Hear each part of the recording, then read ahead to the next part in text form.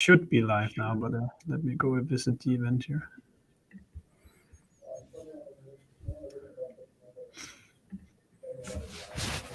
So how's the weather in Valencia today then? It's 25 degrees centigrade, still t-shirt weather. Sweet. Okay, we're live now, Vlad. Hey All guys, right. really nice to see you. At least you, Vlad. Also to you guys who are like following us live right now on LinkedIn. Thanks for tuning in again to another live session here. Today we're going to talk about account-based marketing, which is probably not new for most people who actually said yes to attend this. But what I think is, yeah, and most of us have heard a lot of different story about what it is. Today we actually have somebody who actually practices it every day with us, which is Vlad. I'll give you the word in a minute. But I forced Vlad to think through what are the unconventional things you can do in ABM instead of just going through what are kind of the regular things that you would typically talk about. As usual, like just treat this as a conversation you're part of yourself. So if you have any questions, you want to interrupt us, just type in the question on LinkedIn and we'll pull in that question and go through it. But Vlad, just to warm up, maybe you can just explain a little bit about quickly about your background and what you do in your day-to-day job at Full Funnel. All right. Thank you very much. And really amazing to be here live with our audience. I'm a co-founder together with Andres Inkiewicz. I'm co-founder of Full Funnel, fullfunnel.io. And what we do is we work with B2B tech companies with high ACV, with high deal size. And we help them essentially drive demand and land opportunities with their target accounts. And the way that we like to explain this is like at least like 20% plus of the target account. So not the volume, but the quality, which ABM really is all that what ABM is all about.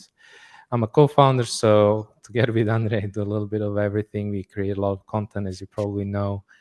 We are creating products. We are running, as we are a consulting and training company. We are running training. We are running consulting. Do a lot of stuff, a lot of events, speaking, doing events ourselves all the time. And that's kind of how my everyday looks like. So really happy to be here. Thanks again for having me. Awesome, Vlad. And maybe just let's start out with that soft definition of what you already said a little bit. What does ABM mean for you, and which type of company should really be considering it, according to your opinion? Yeah, I mean, to put it very simply, if you are selling a high value product, if you're selling like 5 or 6 figure annual deal size, you don't need a lot of clients, right? But you need the right type of clients. And if you look at a lot of the quote unquote traditional ways of generating leads and opportunities, you, depending on how people do this, like very often you might end up with smaller deals like coming from marketing, right? Coming inbound or coming from marketing, or it's going to be very hard for you. Or maybe if you win the other deals, it's going to be very high cost of acquisition. So what account-based marketing essentially helps you do is be very targeted. So it's all about stacking the odds in your favor of landing, let's say, ideal customer profile. Like you're normally going to use that to land upper mid-market or enterprise opportunities and deals. And I think like if you want to define what it is, it's just a set of it's marketing in the end. Unfortunately, a lot of people, when they think about ABM, they're Not thinking magic. about, yeah, or even like a lot of sales activity, right? And we're going to give a lot of examples, so I don't think I need to go into that. Maybe just to say one more thing, sometimes it's easier to say what it is not, so for people to understand. A lot of people also think about it as, either display ads or some sort of creative outreach, or just a new name for lead generation, which is more focused, right? And it's also, actually, if you think about it, it's not just about winning net new accounts, winning new customers, but you can actually run ABM campaigns to expand or accelerate deals. You can do this to renew contracts. You can basically apply it to any stage of actually your sales funnel. Yeah. Super nice.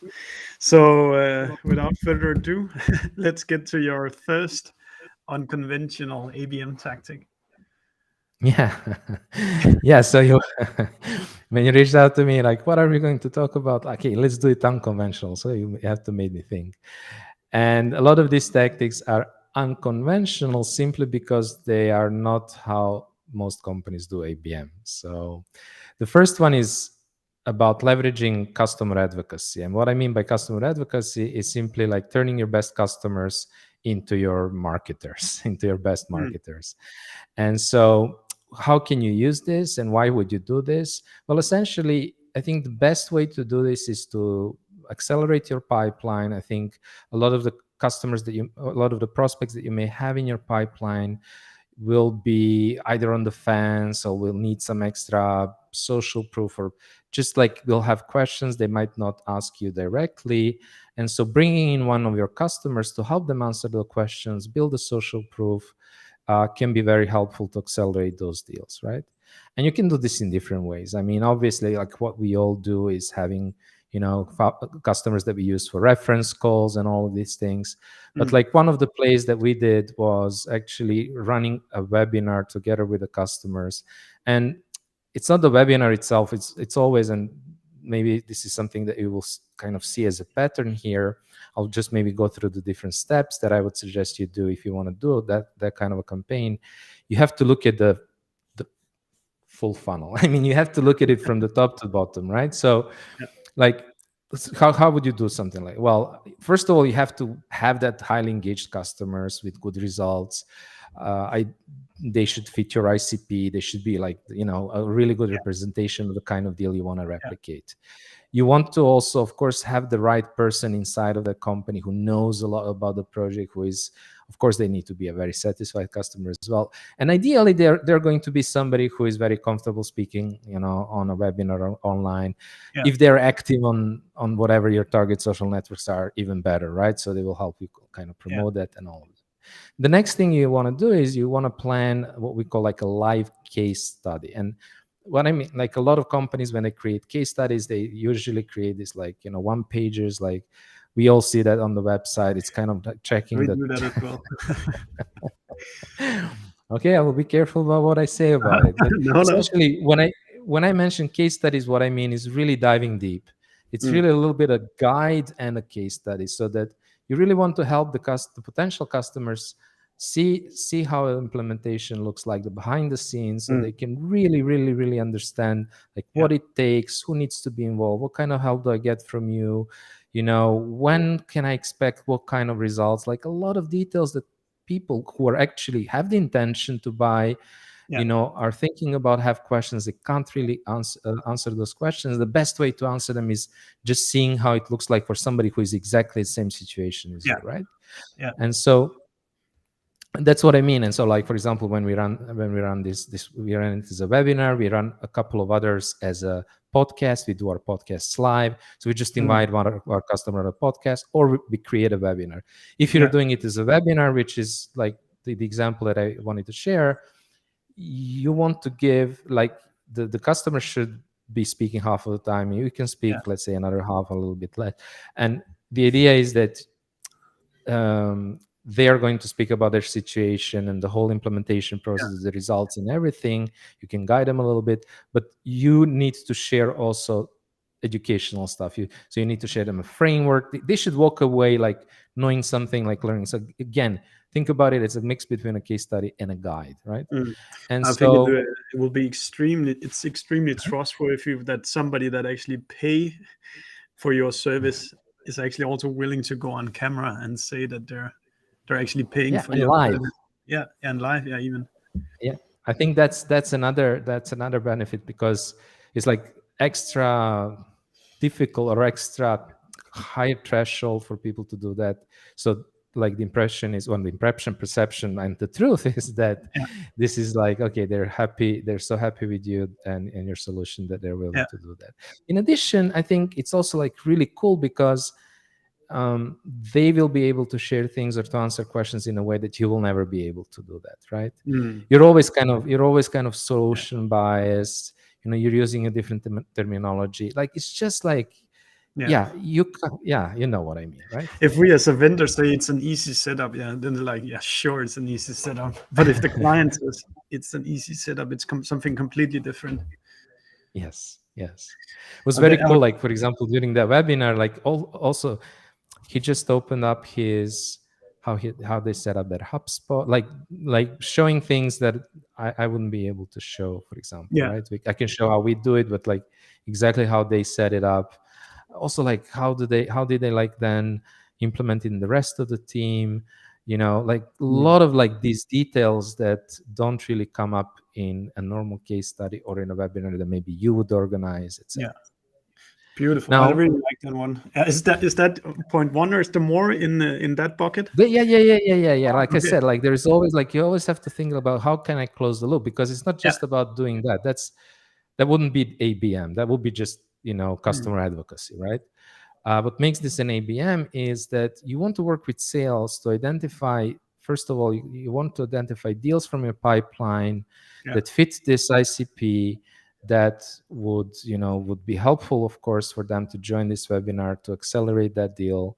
And of course, you can also invite other engaged accounts, right? You don't have to only invite people from the pipeline, accounts from the pipeline, but you can also look at other sources of intent data, just a big fancy word to say, for example, you know, accounts that are visiting like your key pages on your maybe website, Yeah. or that are engaged otherwise on social, coming to your events, reading your content, whatever, like the kind of information that you have about their interest, engagement, buying process, whatever. So you will know that, hopefully you will have this information so that you are going to invite them as well. So I think like this play makes most sense for people who are already in the pipeline, but Yeah. also anybody who is a little bit more advanced in their buying process. I think this makes a lot of sense.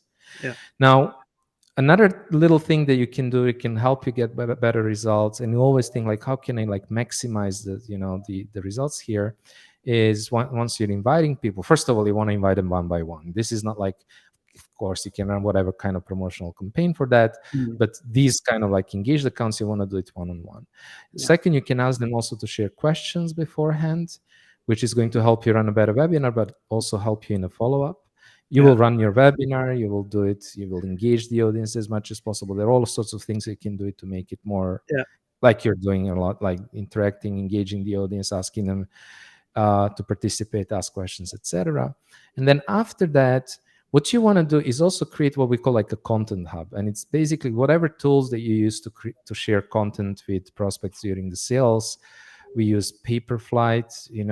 There's tons of these kind of tools that allow you to create a personalized collection and share it with your prospects, and also allow you to have content analytics. That's really important because in the next step, what you want to share, obviously, I don't know, the recording of the webinar, the slides, Mm, and then also you can share more information about your product or any like bottom of the funnel content that will help you like get people over the fence, answer any questions that I might have, like comparison sheets, like specific benefits, maybe some more information about the product, whatever it's relevant at that stage, right? yeah. And Super you nice. want to share that. And if you have asked your custom attendees to provide questions, they provided you questions, you can actually create personalized for them content hub with exact responses to those questions, right? Yeah. So you can make it Brilliant. even Yeah. more personalized. Yeah.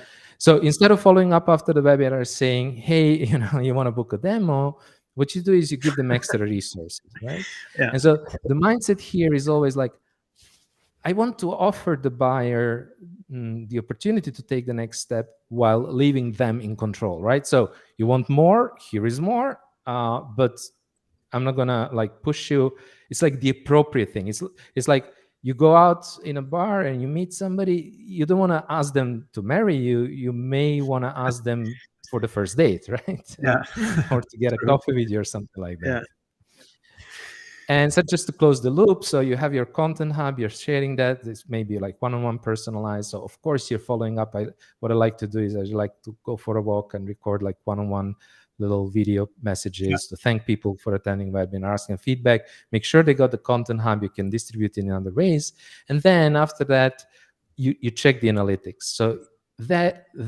So you kind of flip the outbound on inbound. So they got your message, they are now taking the action themselves. They want to check it out, and you can use that as an additional source of intent data, and you can run very personalized and very timely follow-up. So let's Mm. say they checked that presentation or whatever case study, whatever they checked, and they spend most time looking at, I don't know, a slide or a page about campaign orchestration. Now I can like very timely reach out to them and say, hey, thanks a lot for checking our case study. Yeah. I was wondering what you thought about it. By the way, a lot of people ask me about campaign orchestration. If that's something that's Mm. also of interest to you, I'll be happy to walk you through how we did it for Dream Data, right? Yeah. And Dream Data, they're a similar company. So Yeah. and this is how you start to close the loop. And you can actually even like, I mean, in some cases, I mean, it makes sense also to have your salespeople call them up. Like you can follow up, digitally. You can also just give them a call. It's not a cold call, just having that kind of conversation. Vlad, I think you might have to send me an invoice just for on how we can optimize how we do these lives as well, because there's already a lot of stuff that we can. Alberto, I know you're listening, so I hope you take notes. It's really good. We've tried it a little bit with the people we invite to this as well. We try to make the invite only go to people who have like I did. Do you have ABM in your title? And are you a mutual connection between me and Vlad? Then you should get an invite to this event. We've not really rolled with it afterwards about how can we then like follow up. Really good, Vlad. As I can see. I think also like for this live, if you're not selling an ABM solution, it's a little bit different. So if you had this conversation maybe with your customer, which would be amazing, right? Or just like on a topic that may be closer to like attribution or whatever topic that is much closer to your product, could be even more relevant to implement this playbook. Super nice. So that was point one, which was really extensive. I really appreciate it. For you guys who are listening, make sure you type in your questions and exploit the time that Vlad is giving to us. But let's go on to number two, Vlad. And which one is that? The one that I was thinking of sharing is I mentioned a couple of things during the first playbook, and I mentioned, for example, intent data, and wanted to kind of expand on that. And the playbook that I wanted to share is something we ran a crazy experiment. We had a live session with Andy Culligan was speaking at our summit, and Andre said to him, hey, Andy, let's do something different. Let's not just do yet another slides and the talking head stuff. Let's try to run a live campaign, he said. And so we were there. We didn't have any plan. We didn't prepare this in any way. We were just there. Okay, so let's run a live campaign. We had 50 minutes. What was actually the headline for this topic again, Vlad? Sorry for interrupting you. What's that? What was the headline of this? So the headline is how to create net new opportunities with accounts that you didn't have it.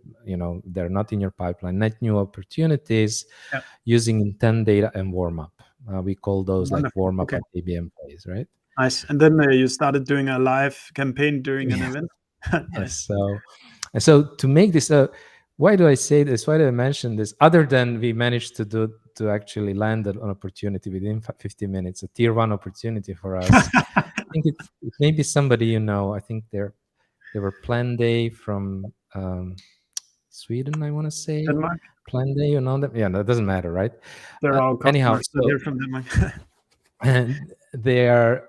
I think they knew you. It doesn't matter. But essentially, we were like put on the spot. So how can you increase your chance of getting any response or getting any?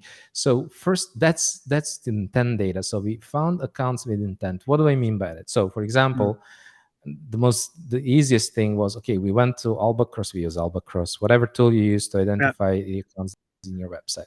So we have a bunch of filters. We want to filter ICP. We Yeah. want to filter out those companies who spend more time on our website, right? We say like even like 30 minutes or more, right? Yeah. Because okay, we have a lot of content. And also it's not just about somebody like visiting your blog or reading a couple of blog posts, but actually visiting like relevant pages, whether that's like high Okay. intent pages, product, in our case, like our consulting page, or like specific product pages, etc. So we saw this like one account that was like a perfect fit, spent a lot of time, couple of people visiting our websites, and they were reading like stuff about ICP and ABM, and visited Mm. one of our products about ABM, and etc. So it's okay, this is one. So we selected this account, right? Yeah. So then we had to run some live research, and Yeah. what we did is like, okay, so first we already had an idea. Okay, they are looking at ICP, ABM. We checked out the website, and so like, okay, what it seems like they recently got an investment. Actually, they were acquired by an accounting software company, like a big accounting software company, and they had some like, it seemed like they had a lot of SMB customers, Yeah. but they were like pushing this enterprise logo. So we formulated the following hypothesis, and hypothesis was, because they are like looking at these, they are, because they were acquired by an accounting software, it's usually like an SMB solution. Probably the go-to market was, they are going to go after SMBs. You need to go after enterprise. That was our assumption. So you need to Mm. make some sort of a hypothesis. You need to do a bit of research, account research. Yeah. In the next step, you need to select the buyer. We selected a head of growth. Usually we know like, okay, so we have like detailed description. We know in what type of, for tier one, it's usually either a VP, a CMO, or a head of growth sometimes, Yeah. Yeah. which was the exact case here. We checked his profile, and we saw again the same pattern. So he had a lot of experience in digital marketing for kind of skills that you normally have for SMB, not Yeah. so much. So our assumption kind of was validated, like, okay, they're looking to create an ICP because they want to roll out this ABM motion. The next thing, so now we have our buyer, we have our assumptions. So what do you do with that? So the next step, you want to select a warm-up play. A warm-up play, this is a term that we use just to say Yeah. that you're not reaching out cold, you want to somehow warm them up. And our favorite warm-up plays are things like co-creation. We use co-creation, I'll come back to that. Yeah. Like small events, social engagement, etc. So we said, okay, what we are going to do with this guy is, Andre is going to engage him on social, and I'm going to invite him as a guest to our podcast. And so Andre started checking out his profile, and he saw a very interesting comment that our target prospect made on Chris Walker's post. And so Yeah. he could like respond on that post. And I Nice. reached out to him, and I kind of also used the fact, I said, hey, I'm reaching out to you live from a webinar. And Nice. and then in the audience, there was also somebody who said, I'll help you out, connect, whatever. Yeah. And I invited him to a podcast. But I also like used the information that we collected. I said like, okay, you know what? He's, I think I mentioned something like, we can talk about like, introducing ABM motion or something like that, right?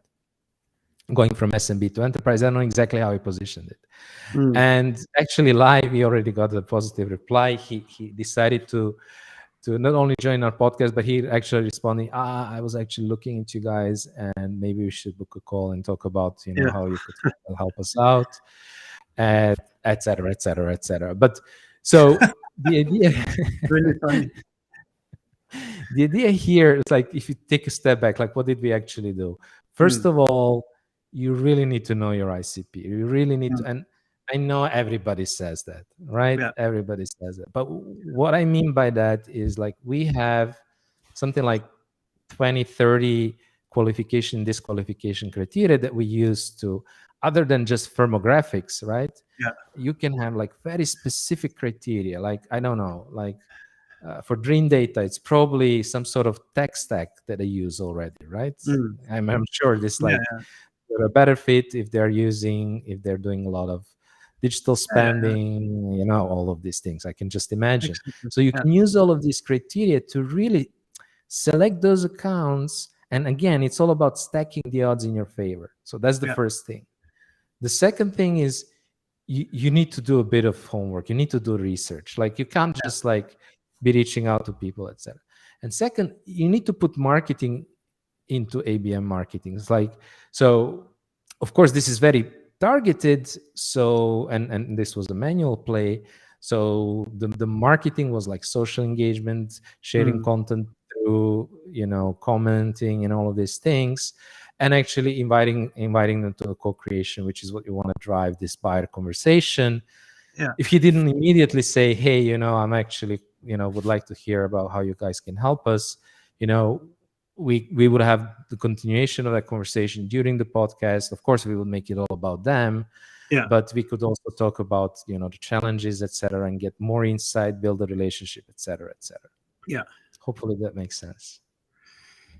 It makes a lot of sense. And while you talked, I wrote to our product manager to consider putting in the metric of how much time an account spends on our customers' websites, because we our script also tracks users on websites, and we haven't, and we just describe it as 1 session, 2 sessions, 3 sessions. But what if one of your ICPs is spending half an hour on your website yesterday, or something like that? Exactly. That's really good I think advice. what you want, I mean, how do you score it? You score them by the level of engagement, which is the time, how many people, how many visits, like all of these. Mm, Then you score them, of course, ICP match, like how well they match your ICP. Then you score them an account tier. What I mean by that, like the largest, middle, medium, and smallest. And yeah, you score them also by intent. So yeah. some pages, like if they're just reading like a very popular blog post that have nothing to do, that is very generic post about Mm, marketing, there is much less intent than if they're actually checking out your product pages, right? yeah, absolutely. Like we saw with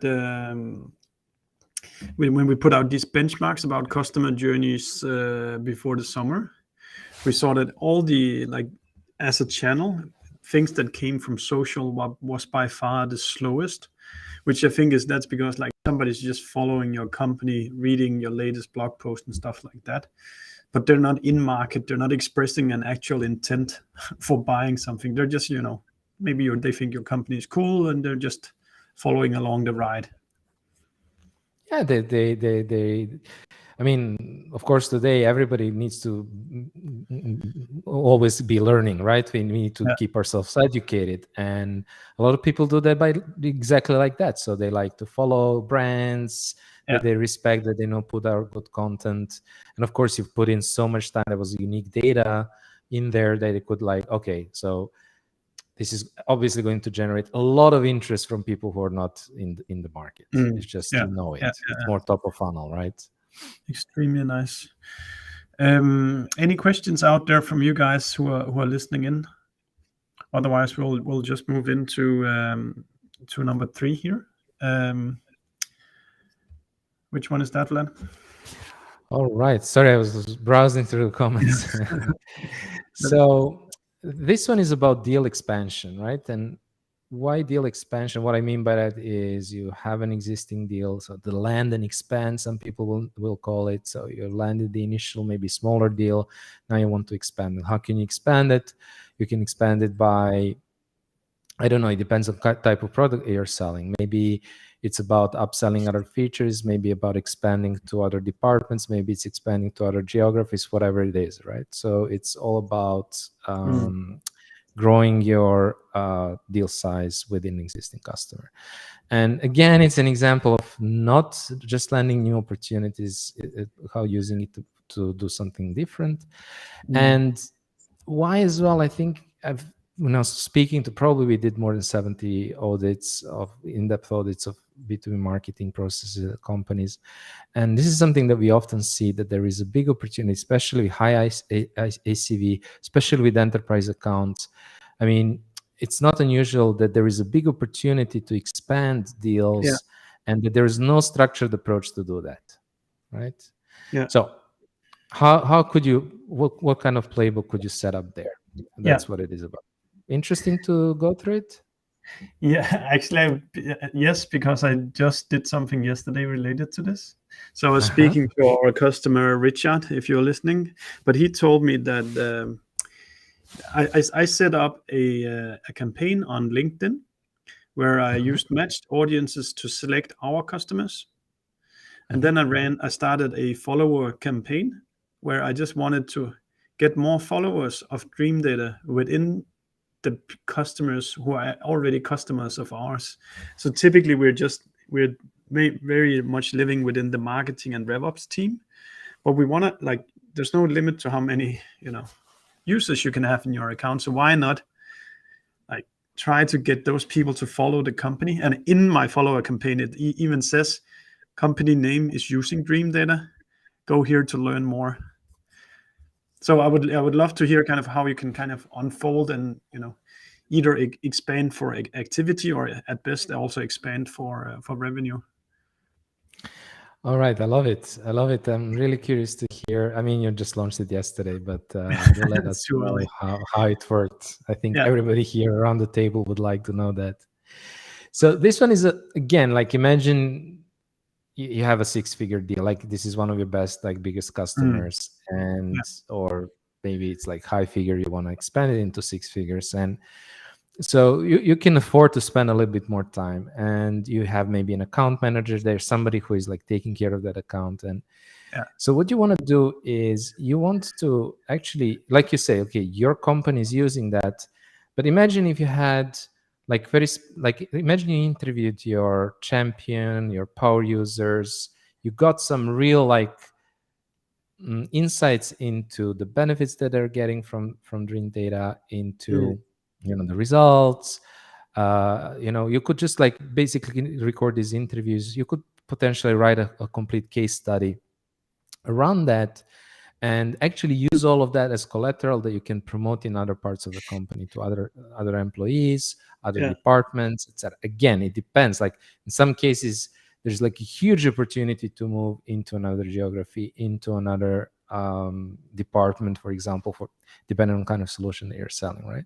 Yeah. And then another thing you can leverage as well is you can leverage also these common connections, because people normally within the company, especially if they have similar role or maybe they're part of whatever team, they will be connected and can help you get connected to the other, to your target, let's say, target potential buyers within the Mm. company. And so what you want to do is then you want to run the campaign like you're running it, but then in addition, you want to be using, maybe excerpts for the interview, maybe promoting the case study, etc. Ideally, if you can also get your champion to organize a webinar or whatever, like, event that you can then further promote in the company. And again, similar to our first play, you can use the content hub with then, like, it's very personal. It's not something that you would use for everybody. It's something that for that specific account. Again, adding that case study, the benefits, but also, like, you will be asking, you can be like very specific about what kind of value they could get if they would implement Yeah. that in Yeah. Yeah. whatever Yeah. department or whatever. Like, you can be like very one-on-one precise in the kind of benefits that they would get. And this is a campaign that you could run. It's a one-on-one campaign in this case. You could, of course, do it for multiple accounts. And some of these things, of course, you could maybe do for other accounts or in similar vertical. So you could, like, maybe scale it up. But ABM is very often one-on-one, and Mm.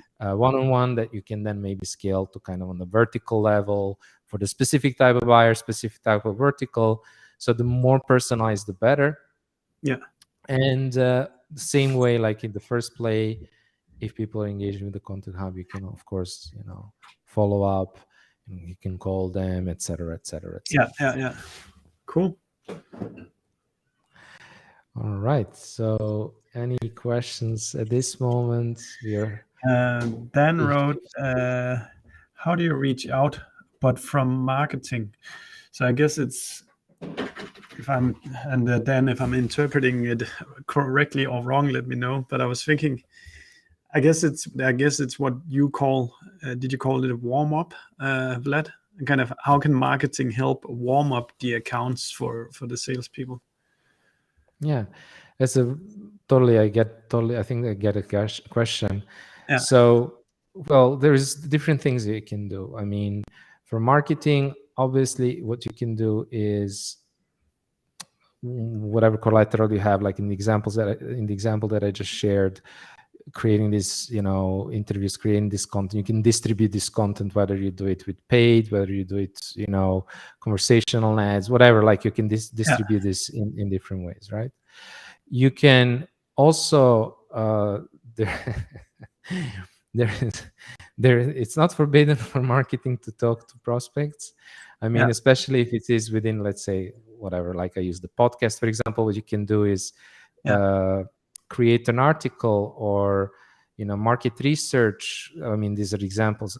So kind of a write-up article, I don't know, like 5 things I learned by talking to Mm, 5 yeah, SaaS CMOs, whatever, like the five yeah, 5 habits of highly effective SaaS CMOs. I learned by yeah, talking to, whatever, right? So you Have can you ever? actually create some content, use co-creation, create some content, and reach out to them to basically, have a chat, right?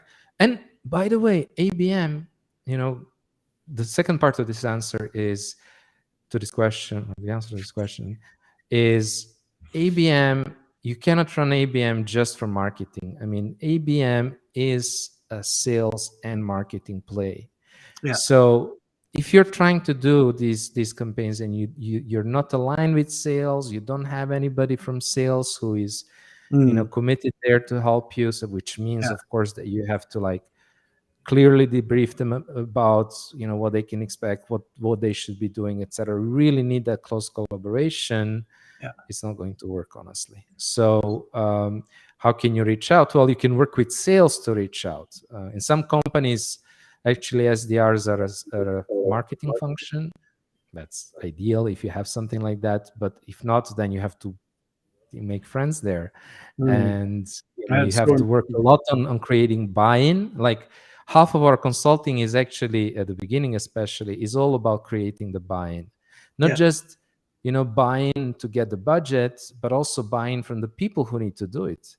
yeah. And yeah, that's, yeah, we can talk about that on another session. I mean, it's a It's topic on just itself. so crucial for B2B marketers to understand that if they are not friends with sale, like if you produce the best leads in the world, but sales never picks up the phone, never answers the emails, do nothing, then all the value you create is basically worth nothing because you don't sign Exactly. the contracts afterwards. All right. Where did I mean, We're you at want to the go three on? now. I don't know if you have time for the last two, or we can make them short if you want, Vlad. Yeah, I can make the next one especially. Yeah, I think they're going to be quite short. I'm learning a lot at least, so I just want to like keep extracting knowledge out of your your brain. Um, Another thing that you can do, which is kind of similar to deal expansion, but not, is contract renewals, right? So Yeah. you have big deals again. Remember, we are talking about large deals. What do you do? Nobody wants to get that in email just before the contract renewal, saying, "Hey, sorry guys, we decided to switch, the vendor, Yeah, or not to yeah, renew the contract." yeah. And the thing is, the truth is, unfortunately, a lot of people have this idea that no news is good news, right? But I read somewhere like an amazing statistic. I think it's like maybe even 90% of B2B buyers, or no, B2B customers are not going to tell you anything. They're just going to churn. Mm, So if you don't have any proactive ways to be in contact with those customers, to yeah. proactively talk to them, get that information. So churn prevention is actually a huge one, especially Mm, for the large deals. So you need to yeah. spend some time doing that. So first of all, like I speak about, interviewing existing customers, etc. And this is actually something that I see very, very often whenever we start a consulting project and we speak to our clients and they say, we need to interview the customer. Well, this is like one of the first steps, and it's always like a big point of resistance. And it's always like amazes me, like, you don't have that kind of relationship. Shouldn't this be a big red flag that you're not able just to go and talk to them, right?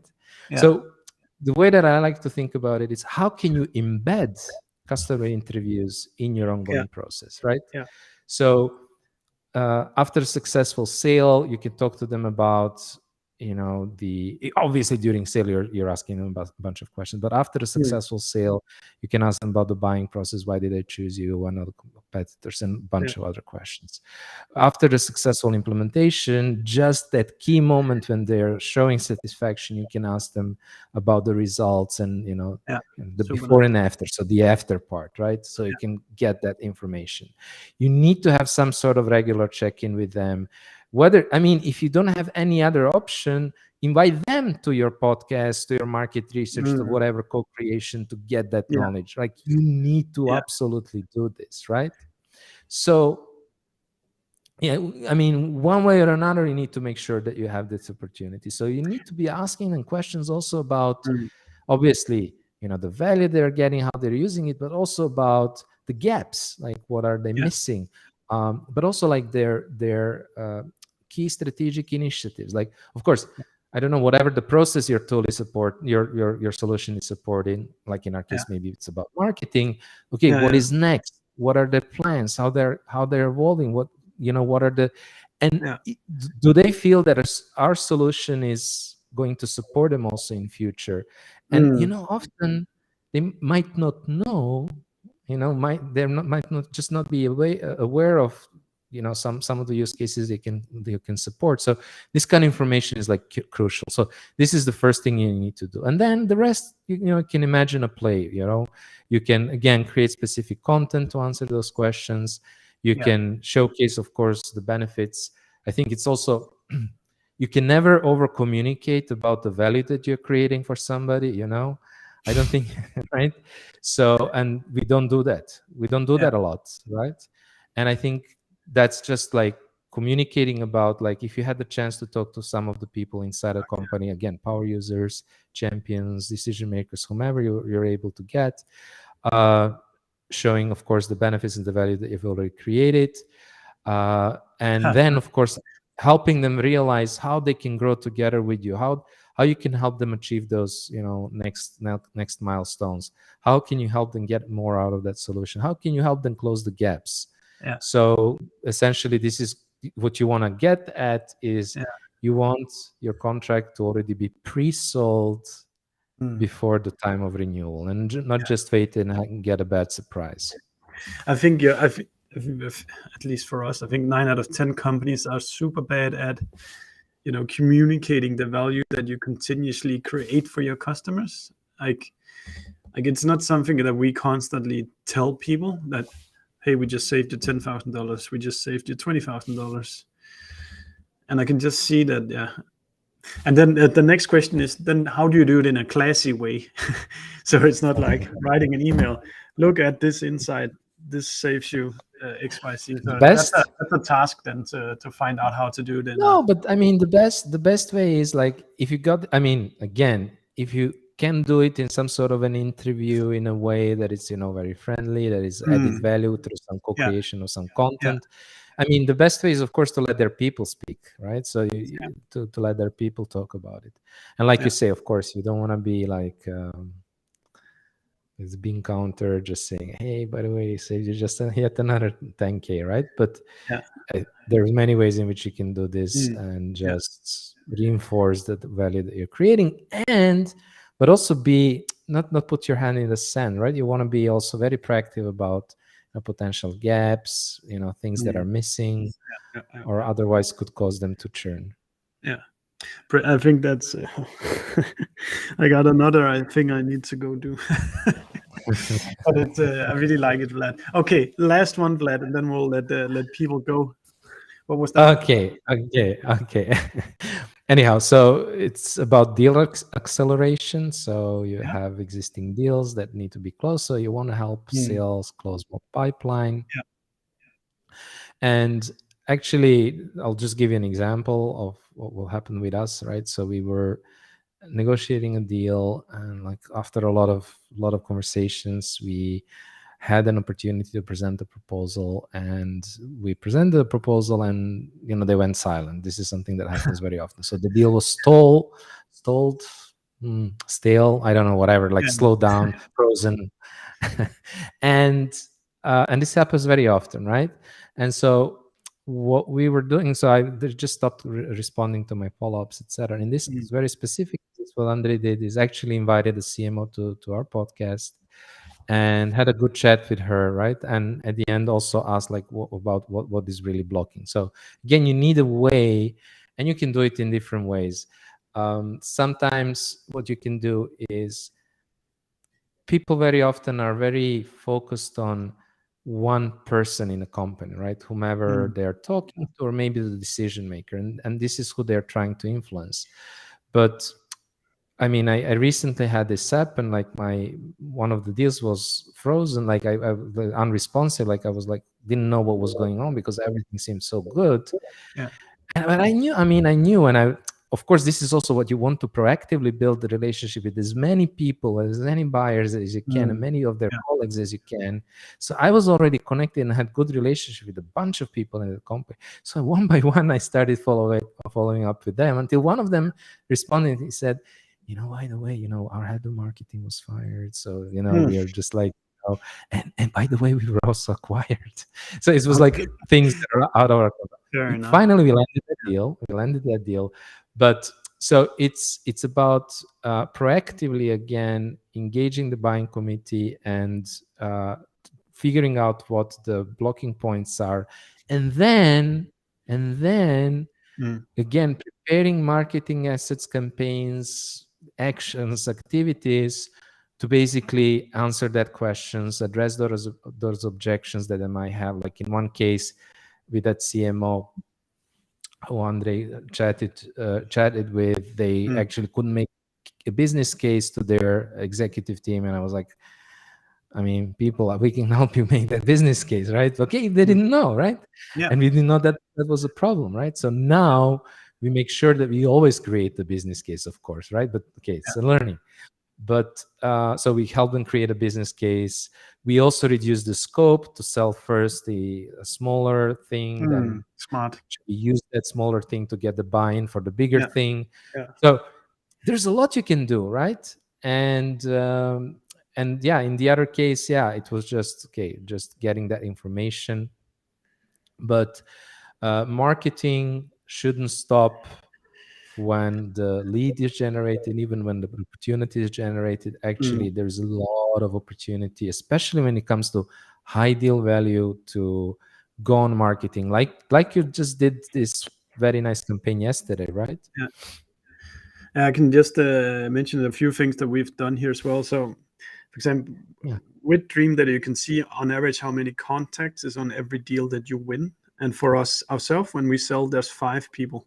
So that means that the salesperson shouldn't be happy with having one person at a demo call, because you're only one person, one down and 4 to go. You need to kind of continue to ask, is there more people in the buying committee? Is there more people who care about this? Who should we more be speaking to? Also, when, as you say, the deal goes a little bit silent, then you have multiple options to go to. And I think also I saw Gong put out some statistics about the likelihood of a deal closes increases up to a certain point as you add more stakeholders to it.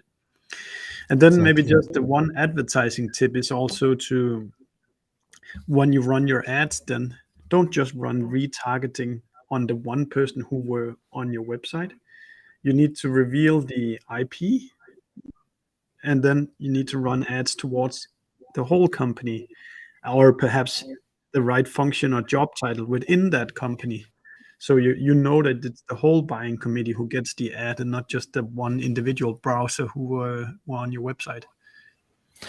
it's because if you already have deals in the pipeline, it's actually very easy to run ads because you know the company, so you can Yeah. just run ads to those companies. You don't have to make it difficult. You don't have to even like necessarily select the roles. Even if you're running it across the company, that's also like, it can work really well. Yeah. And what I think as well, it's like everybody should have this, but maybe it's worth saying. It's also you need to keep. So like every deal is an opportunity to learn like about the kind of questions, blocking points, the kind of questions that the buyers may have, the other buyers may have. Because Mm, if you're not like connecting to the whole buying committee, if you don't answer proactively the questions that maybe some of the other influencers or blockers in the company may mm, have, yeah. I mean, they're not going to go and ask you. I mean, you need to create content and Mm, whatever assets, tools, whatever you need to be able to proactively address those concerns. And this yeah. is also how we use content hubs. In the content hubs, you Yeah. can have different assets for different buyers. So instead of just sending like, some information after a demo or a proposal, Mm, whatever you're sending, you can send all of these pieces of the puzzle and always like thinking, okay, how can I improve this? You know, yeah. like I said, like, oh shit, we should always include this business case. Yeah. Or they have a question about, who from the team needs to be involved. Okay, so we need to make sure that we like very, Mm, very clearly answer that question the next time, not wait for it to be raised. And yes. always we are really obsessed about how can we always make this bottom of the funnel as airtight as possible.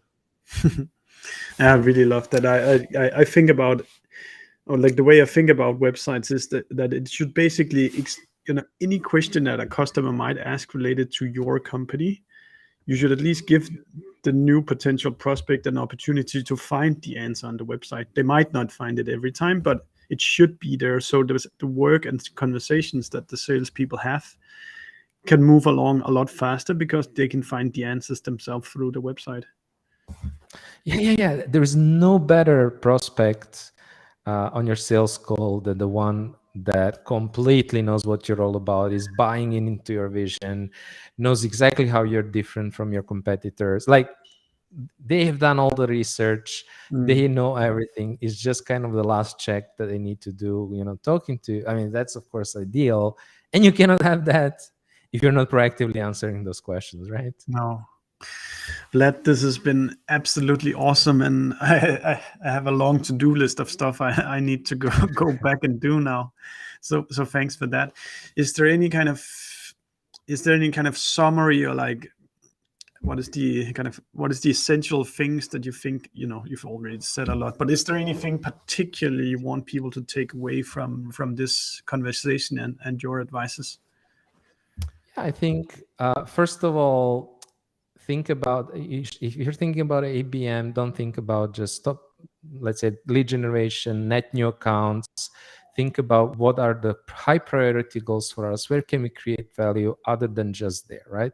Think about deal acceleration, pipeline or deal acceleration. Think about helping, increasing the win rates.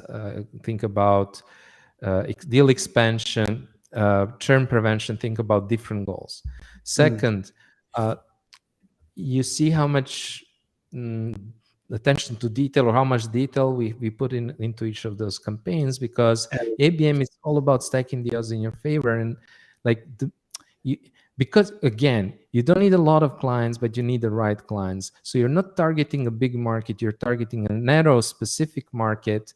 So you need to get your ROI is going to come from the fact that you're going to activate more of those, right? mm, Less leads, more revenue is our slogan, right? So yeah.